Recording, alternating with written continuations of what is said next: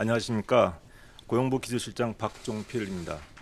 어제 제36차 외국인력정책위원회에서 결정된 고용허가제 개편 방안의 주요 내용을 설명드리겠습니다. 먼저 추진 배경입니다. 비전문 외국 인력을 공식적으로 도입하기 위한 고용허가제는 2004년 처음 도입되었고 내년에는 20년이 됩니다. 그 전에 산업연수생 제도와 비교할 때 제도의 운영이 투명해지고 중소기업의 애로는 줄어들며 외국인 근로자의 권익은 보호되는 의미 있는 성과가 있었습니다. 그러나 그동안 우리나라의 산업 현장과 인구 구조는 급격히 변화되었고 이에 따라 실제 인력 수급 상황에 맞게 제도를 개편하고 규제를 완화해야 한다는 목소리가 높아지고 있습니다. 그럼에도 20년 전 제도 설계 당시의 기본 틀을 큰 변화 없이 유지하다 보니 제도의 피로도가 높아지고 효과성은 떨어질까 우려되는 상황입니다. 예를 들어 우선 우리나라의 생산 가능 인구가 계속 줄어들면서 노동 공급 감소에 따른 성장 잠재력의 약화가 우려되고 있습니다. 특히 중소기업의 경우 대기업과의 현격한 생산성 격차를 줄이고 디지털 전환 등 산업 구조 변화에 대응하기 위해서는 숙련 인력에 대한 수요가 늘어날 전망입니다. 그러나 그간 고용허가제는 비전문 외국 인력이 정조화되지 않도록 특정 분야에 숙련되지 않은 인력만 도입하고 체류 기간도 제한적으로 운영해 왔습니다. 그 결과 기업은 장기간 근무한 숙련 인력을 활용하기 어렵고 더 오래 일하기를 희망하는 외국 인력은 불법으로 취업을 하게 되는 부작용도 나타나고 있습니다. 또한 2004년 도입 이후 현재까지 업종만을 기준으로 고용허가를 결정하고 인력을 배분해 왔습니다. 그러나 같은 업종 내에서도 직무의 양상 등이 서로 다르므로 업종만으로는 실제 인력 수요에 대응하기 곤란합니다. 그리고 현재의 업종 자체도 2011년 이후 변화가 없어 허용 업종을 확대해야 한다는 목소리도 커지고 있습니다. 또한 인력 공급과 관리 방식도 제조업의 직접 고용 위주로 설계된 단일 시스템을 모든 업종과 사업장에 일괄적으로 적용하면서 현실을 반영하지 못하고 있고 사업장별 고용 한도나 신규 고용 한도 등 지나친 규제는 필요성을 재검토해야 한다는 요구가 지속되고 있습니다. 결국 제도가 경직적으로 운영되면서 다양한 업종별, 사업장별 수요에 탄력적으로 대응하는 데 한계가 있는 상황입니다. 한편 중소기업의 구인난 등으로 외국 인력 수요는 계속 증가하면서 국내 노동시장에 대한 영향력도 커질 것으로 전망됩니다. 따라서 전체 노동시장 관점에서 중장기적이면서도 세밀한 인력 수급 분석이 기요한 상황이지만 현재는 통계 분석 인프라의 부족으로 단기적 그리고 단편적인 분석에 그치고 있습니다. 그 결과 저임금이 아니라 내국인을 구할 수 없어 외국인을 구하는 현장의 진짜 수요를 제대로 파악하기 어려운 상황입니다. 아울러 외국 인력이 늘어남에 따라 근로 주거 환경 개선과 산업 안전 등에 대한 정책적 관심이 더욱 중요해졌습니다. 또한 외국 인력 도입에 따른 사회적 비용을 최소화하기 위해서도 외국인 노사를 아우르는 적극적인 체류 지원이 필요합니다. 이러한 과제를 해결하기 위해 향후 고용허가제를 다음과 같이 개편하고자 합니다. 첫째, 산업 현장에서 수요에 맞는 숙련된 외국 인력을 활용할 수 있도록 지원하겠습니다. 이를 위해 동일 사업장에서 일정 기간 이상 근무하면서 기능이 숙련되고 한국어 능력을 갖춘 외국 인력을 우대하는 장기 근속 특례를 신설하겠습니다. 장기 근속 특례 인력에 대해서는 4년 10개월 근무 후 일단 출국하도록 하는 현행 제도를 개선하여 출국 후 재입국 없이 국내에 계속 머무르면서 일할 수 있도록 하겠습니다. 최대 일할 수 있는 기간은 우선 10년으로 하되 관계부처와 노사 의견 수렴을 거쳐 연장을 검토하겠습니다. 아울러 특례 인력만을 대상으로 하는 직업훈련 과정 신설을 추진하고 노사 의견 수렴을 통해 사업장 변경과 연계한 인센티브도 검토할 계획입니다. 외국 인력 직업훈련도 강화하겠습니다. 우선 업종별 협회 단체 등과 연계한 훈련을 지원하고 고용허가 발급 등 인센티브를 제공하겠습니다. 재직 중인 외국인 근로자 직업훈련 직종을 단계적으로 확대하고 참여 사업장에 대한 인센티브도 제공하겠습니다. 아울러 ODA 사업 등을 통해 송출국 현지에서의 체계적 인력 양성을 지원하고 체류 기간 만료 예정자에 대한 직업훈련을 통해 불법 체류 유인을 줄이는 효과를 거두고자 합니다. 둘째, 인력난 사각지대 해소를 위해 외국 인력 활용에서의 규제를 대폭 완화하겠습니다. 그간 서비스업의 경우 의사소통의 중요성 등을 고려하여 제한적으로 E9 비자 인력을 활용해왔습니다. 그러나 내년부터는 업종 외에 직종 기준도 함께 활용하여 인력난이 심한 일부 서비스업의 경우 내국인이 기피하면서도 비대면 업무인 상하차 직종에 E9 고용을 허용하고 향후 인력 수급 현황을 살펴 허용 업종을 조정해 나갈 계획입니다. 그리고 특정 시기에 생산되는 농수산물의 가공 등 일시적 수요에 대해서는 파견 허용을 검토하고 가사 돌봄에 대해서는 인증기관 방식 등 업종별 특성에 맞는 다양한 인력 공급 방식을 고민해 나가겠습니다. 또한 한국어 능력이 우수하고 국내 취업을 희망하는 외국인 유학생은 E9 인력으로 전환할 수 있도록 하고 방문 취업 동포의 경우 허용 업종을 지정 나열하던 포지티브 방식이었으나 23년부터는 제외 업종 외에는 모두 허용하는 네거티브 방식으로 변경하여 활용 범위를 넓힐 예정입니다. 외국 인력 활용에서의 사업장 애로도 적극적으로 해소하겠습니다.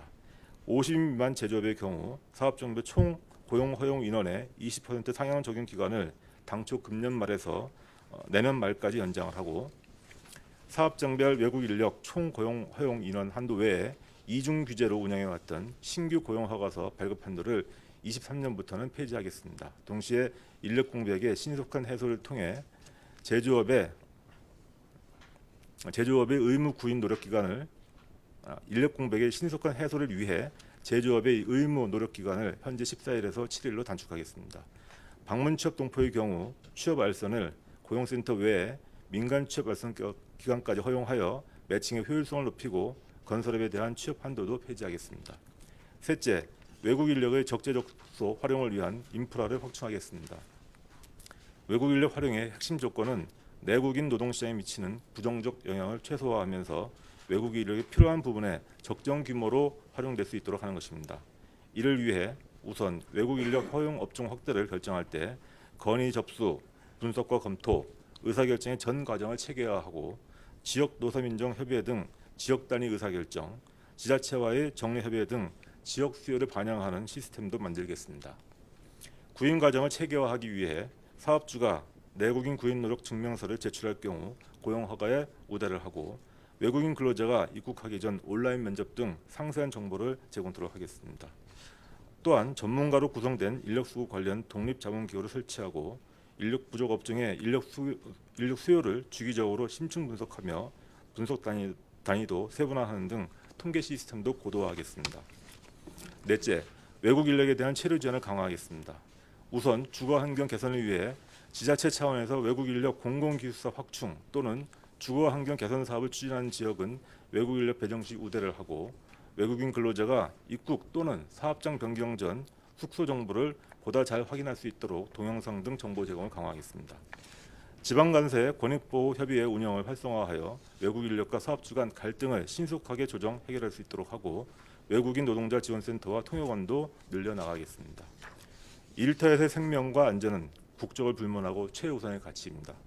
최근 법률이 개정되어 앞으로는 외국인 근로자 사망으로 산업안전보건법상 처벌을 받은 사업장은 외국인 고용이 제한되고 5인 미만 농어가도 농어업인 안전보험 등을 가입해야 고용허가서를 발급받을 수 있게 됩니다. 사업주 여러분의 협조를 부탁드립니다. 산재는 예방이 최선입니다. 안전교육을 내실화하기 위해 기존 콘텐츠의 단순 번역을 지향하고 현지의 문화적 특성을 고려한 국가별 특화 콘텐츠나 사례집을 제작하여 확산시키겠습니다. 아울러 근로조건과 산업안전 합동점검을 포함한 사업장 지도 점검도 확대해 나가겠습니다. 마지막으로 제도 개편의 의미와 추진 계획입니다. 지금은 생산인구 감소 등 우리 사회 변화에 대응하여 앞으로 외국 인력 정책이 나아갈 방향이 무엇인지, 내국인과 외국인을 아우르면서도 국익에 도움이 되는 방안은 무엇인지 고민이 필요한 시점입니다. 내년에는 산업 현장의 인력난을 고려하여 역대 최대 규모인 11만 명의 외국 인력이 도입됩니다. 이제 남아있는 숙제는 이분들이 적재적소에 배치되어 내국 인력과 더불어 우리나라 산업 현장에 더 큰 도움이 될 수 있는 새로운 시스템을 만들고 제대로 이행하는 것입니다. 정부는 이번 개편 방안 중 즉시 시행할 수 있는 것은 내년 1월부터 시행하고 법령 개정이 필요한 사항은 노사와 전문가의 의견 수렴 및 관계부처 협의를 통해 내년 상반기에 개정안을 발의하도록 추진하겠습니다. 감사합니다. 네, 이어서 기자님 질의응답을 진행하겠습니다. 오늘 질의응답에는 두 분 국장님 뱃속하고 계신데요. 최간병 공무조정실 고용식품의학 정책관님, 그리고 김은철 고용부 국제협력관님 두 분 계십니다. 일찍 보내오신 SNS 질문이 있어서 이거 하나 먼저 드리고 참석하신 기자님 질문 받겠습니다. 서울경제 양종곤 기자님 질문입니다. 두 가지를 보내주셨는데 한꺼번에 드리겠습니다. 첫 번째 질문입니다. 일시적 인력 수요에 대해 파견 허용을 추진한다고 했습니다. 업종에서 직종으로 인력을 활용을 다양화한다고도 했습니다.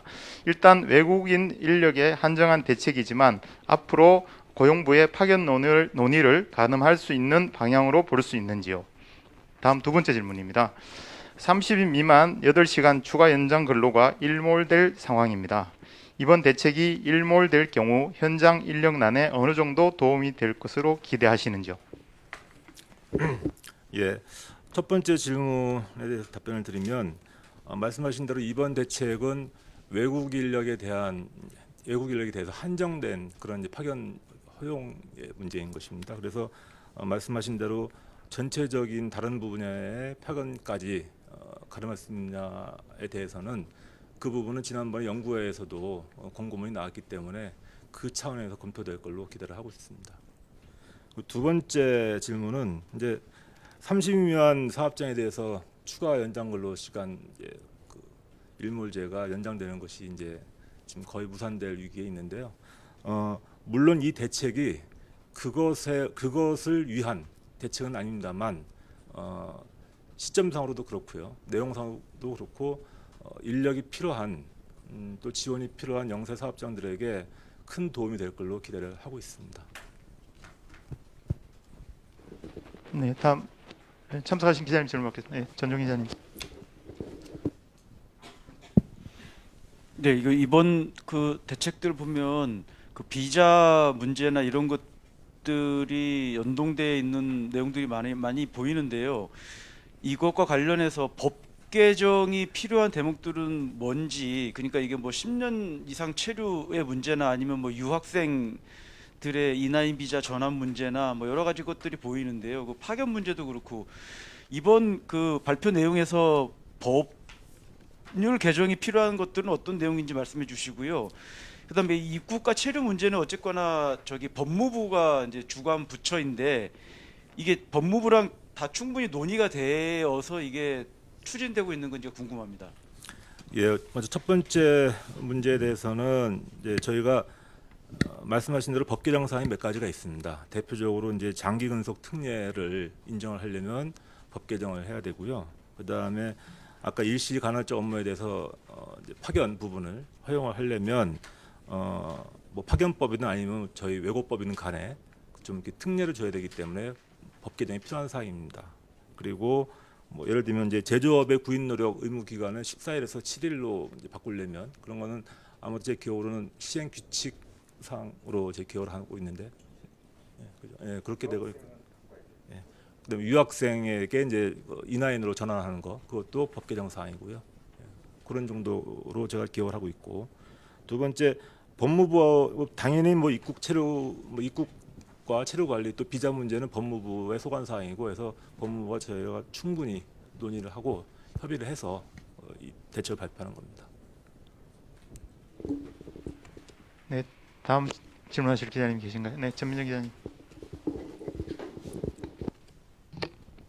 네, 한국경제TV 전민정입니다. 지금 외국 인력을 가장 필요로 하는 것이 조선업 인력난이 심한데 외국인을 적재조선 활용 인프라 확충 뭐 이런 게 대안은 주셨지만 뭐 근본적으로 원활성 이중구조 낮은 처우 이런 것 때문에 조선업에 외국인 인력 많이 필요로 하지만은 절차나 이런 문제도 있고 해서 많이 배정이 못 되고 있는 걸로 알고 있습니다. 뭐 이런 관련해서는 뭐 대책이나 대안 뭐 또 생각하시는 게 있는지, 그리고 방문동포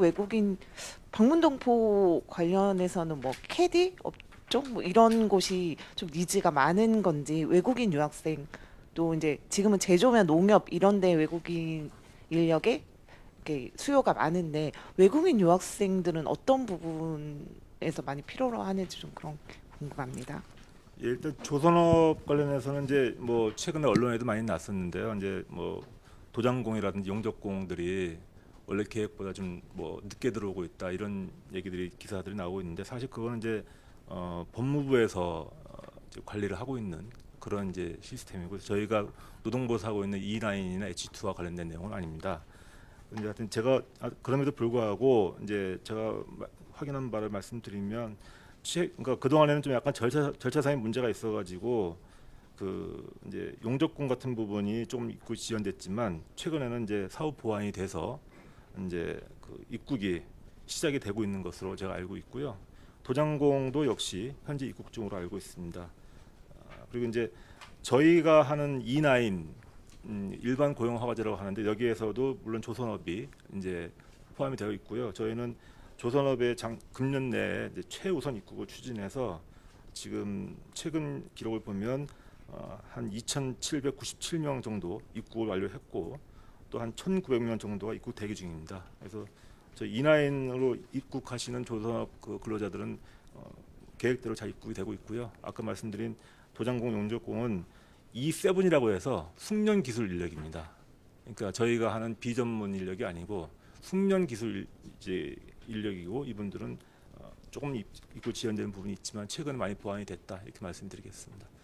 그리고 방문동포 관련해서 말씀을 드렸고 방문동포의 니즈하고 외국인 유학생분 말씀하셨는데 방문동포는 기본적으로 그 아시다시피 중국이라든지 CSI 그 우리 국가 동포들 문제이기 때문에 일반 E9 고용 허가제는 많이 달리 운영을 하고 있습니다. 그래서 예를 들면 뭐 업종별 쿼터를 둔다든지 이렇게 하지 않고 총 체류 기간으로 총 체류 한도로 이제 운영을 하고 있거든요. 건설업 같은 경우는 좀 쿼터가 있긴 하지만 그래서 상대적으로 E9에 비해서 그 방문 동포들은 조금 취업이 이런 자유스러운 부분이 있고요. 그래서 특히나 이제 대표적으로 서비스 업종이 E9 같은 경우는 5개 업종으로 딱 특정이 되어 있는데 이제 H2 같은 경우는 훨씬 더 좀 이렇게 좀 자유스럽게 갈 수 있고 게다가 이제 아까 말씀드렸지만 내년부터는 그 허용 업종이 예전에 파지티브 방식에서 네거티브 방식으로 바뀌기 때문에 상당 부분 이제 좀 자유스럽게 많은 곳에서 활용할 수 있게끔 그렇게 될 겁니다.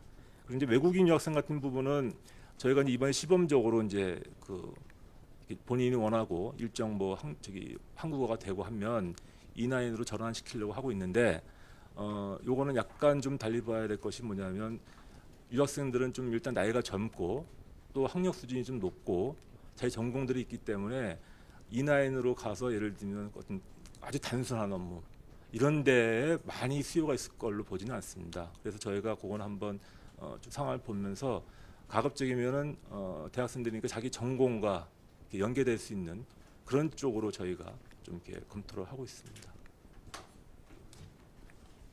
네, 추가로 질문하신 기자님 계신가요? 네, 전정 기자님.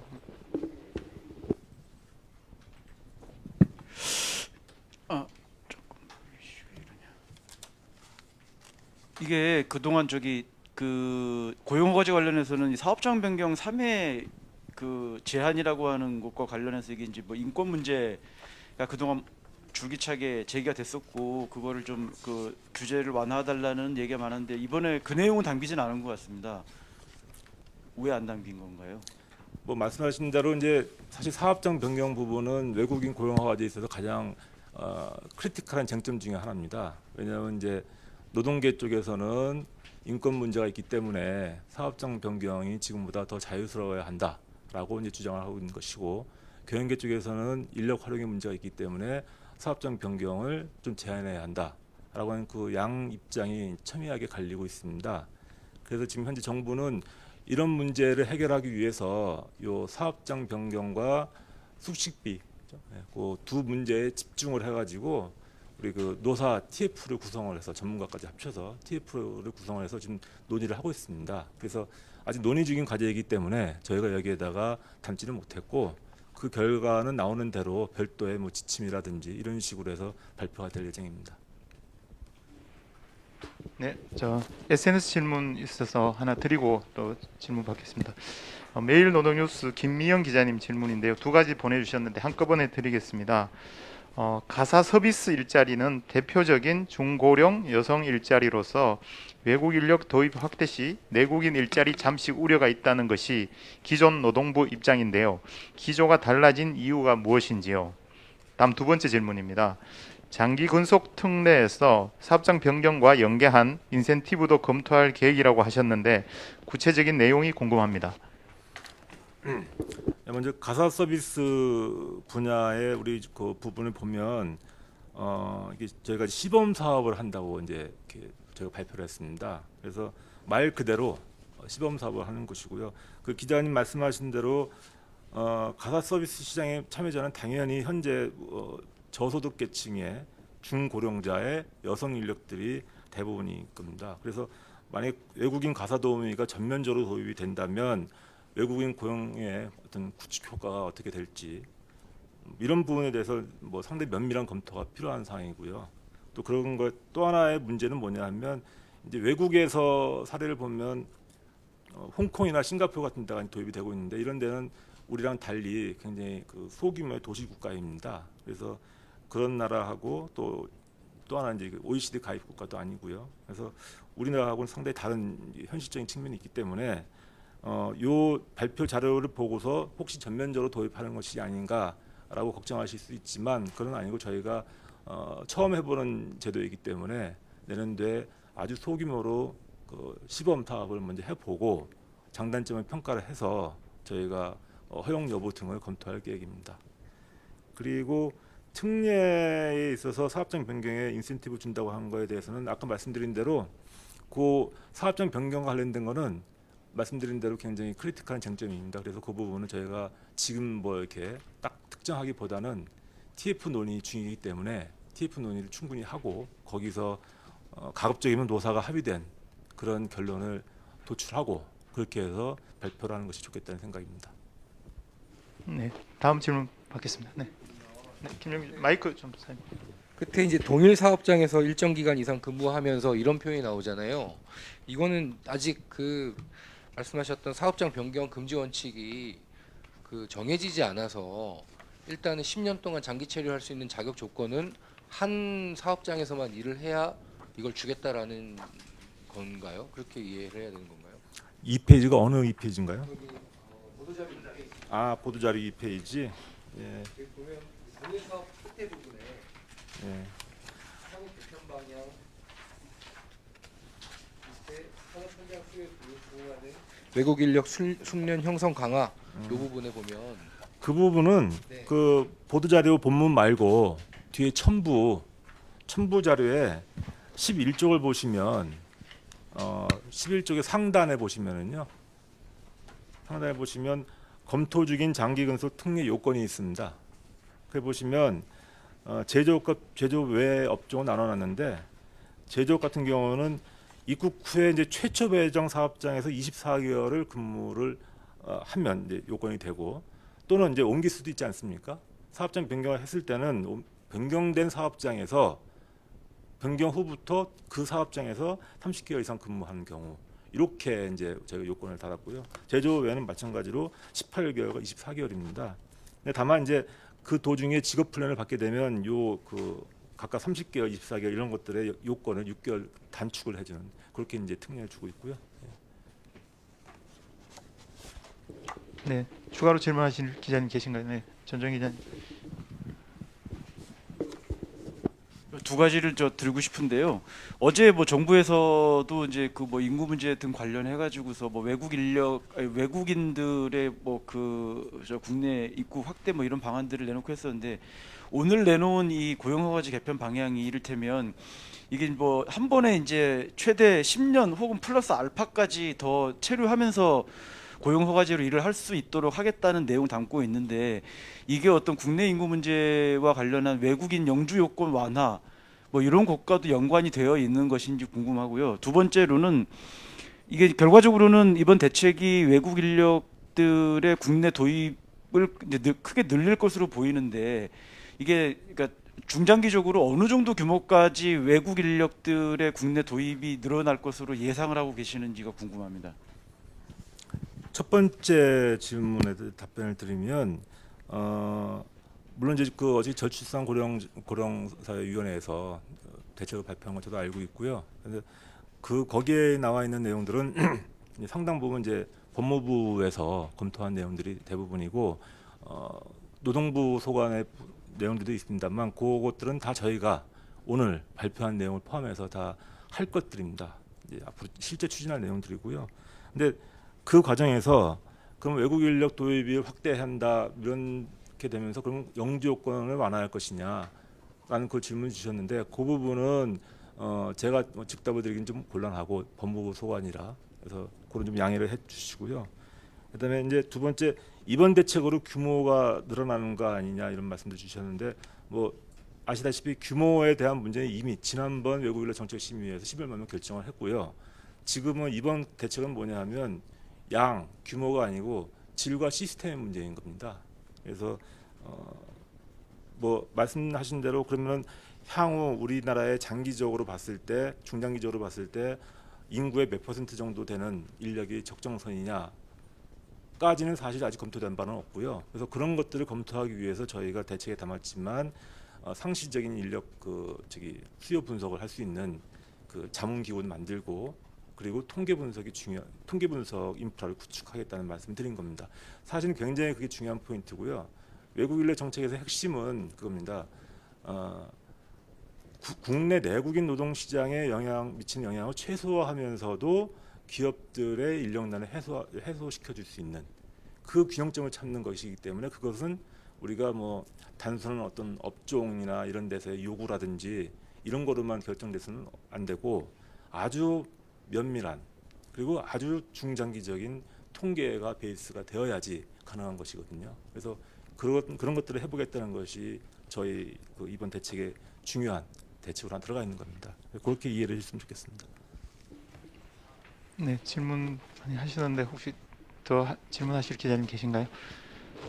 네. 더 이상 질문이 없으면 오늘 브리핑을 이것으로 모두 마치도록 하겠습니다. 수고하셨습니다.